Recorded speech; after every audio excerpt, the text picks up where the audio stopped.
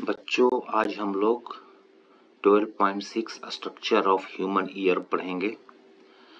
इस वीडियो को एक दो बार देखने के बाद इस टॉपिक को बुक से पढ़िए और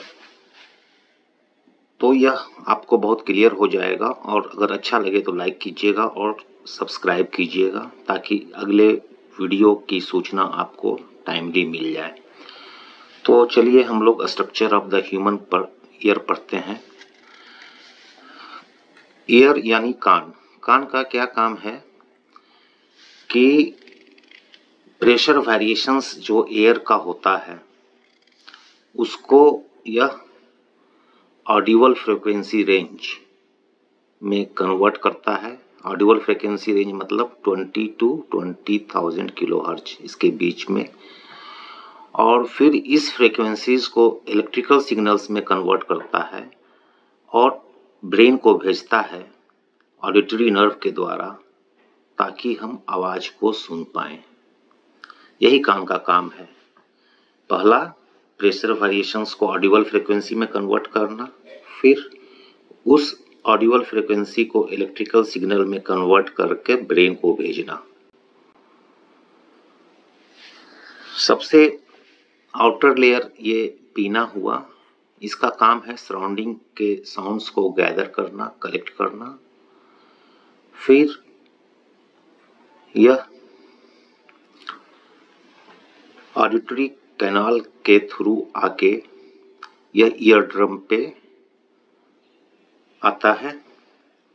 ईयर ड्रम का काम है कि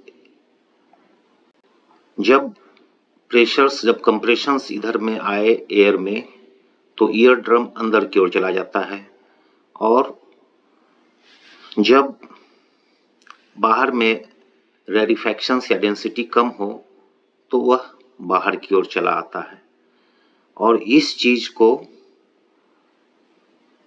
अंदर और बाहर को तीन हड्डी हैमर, एनविल और स्टीरअप सेंस करता है और इसको यह ऑडिबल फ्रीक्वेंसी में कन्वर्ट करता है।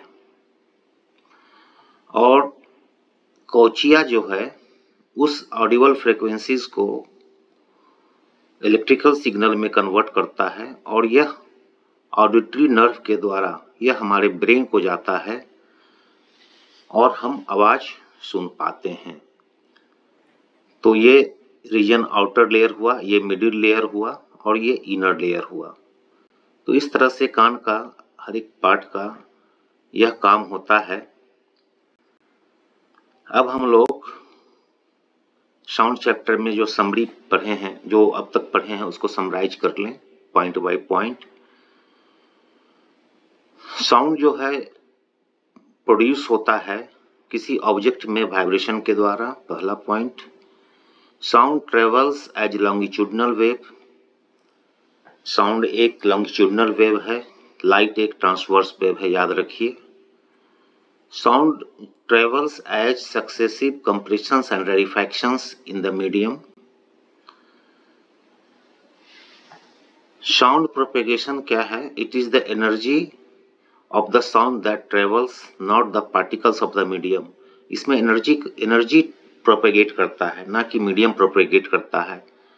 साउंड वैक्यूम में ट्रेवल नहीं करता है, हम लोग जार वाले एक्सपेरिमेंट में देखे थे। फिर ऑसिलेशंस क्या है? Change in density from one maximum value to the minimum value and again to the maximum value, maximum to minimum and again minimum, again reaching to the same value is called one complete oscillations। फिर wavelength क्या है? The distance between the two successive compressions या two successive rarefactions is called the wavelength। Time period क्या है? Time taken by the wave for one complete oscillations of the density। एक oscillations पूरा करने में जो समय लगता है वेव्स को, उसको हम टाइम पीरियड कहते हैं। और एक यूनिट टाइम में कितना ऑसिलेशंस कंप्लीट हुआ उसको हम फ्रीक्वेंसीज कहेंगे। The number of complete oscillations per minute is frequency. और स्पीड, फ्रीक्वेंसी, वेवलेंथ इस इक्वेशन से जुड़ा हुआ v equal to nu lambda कहेंगे। साउंड का स्पीड जो है मीडियम का नेचर्स और टेम्परेचर्स पे डिपेंड करता है। अगर टेम्परेचर ज़्यादा होगा तो साउंड का वेलोसिटी उसी मीडियम में ज़्यादा होगा, पढ़ चुके हैं। साउंड का ये इंसिडेंट और रिफ्लेक्शन जो है लाइट का रिफ्लेक्शन लॉ को फॉलो करता है। क्लियर डिस्टिंक्ट साउंड सुनने के लिए जो टाइम इंटरवल ओरिजिनल साउंड और रिफ्लेक्टेड साउंड का है वह कम से कम 0.1 सेकेंड होना चाहिए, नहीं तो इको होगा। और persistence of sound in auditorium is the result of repeated reflection of sound is called the reverberations। आवाज गूंजता है हॉल में रिपीटेड रिफ्लेक्शन के चलते। साउंड का प्रॉपर्टीज पिच, लाउडनेस, क्वालिटी, ये हम कॉरस्पॉन्डिंग वेव में हम डिनोट करते हैं। लाउडनेस जो है एक साइकोलॉजिकल रिस्पॉन्स है ईयर का to the intensity of sound. Loudness हर आदमी के लिए एक ही इंटेंसिटी साउंड का अलग अलग हो सकता है, क्योंकि ये फिजियोलॉजिकल रिस्पॉन्स है। आदमी जैसे ओल्ड एज में आता है तो उसका ईयर का जो ड्रम है वो लेस सेंसिटिव हो जाता है, तो सेम इंटेंसिटी ऑफ साउंड एक कम एज के बच्चे को अधिक लाउड लगेगा और एक अधिक एज के आदमी को कम लाउड लगेगा।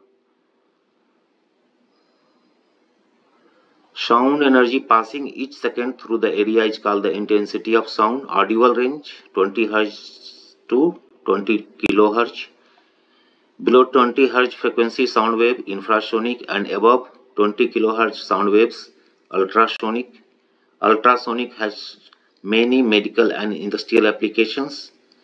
सोनार टेक्निक जो है समुद्र की गहराई, अंडर पानी के अंदर hills, valleys, submarines, iceberg, sunken ship को डिटरमिन करने के लिए होता है।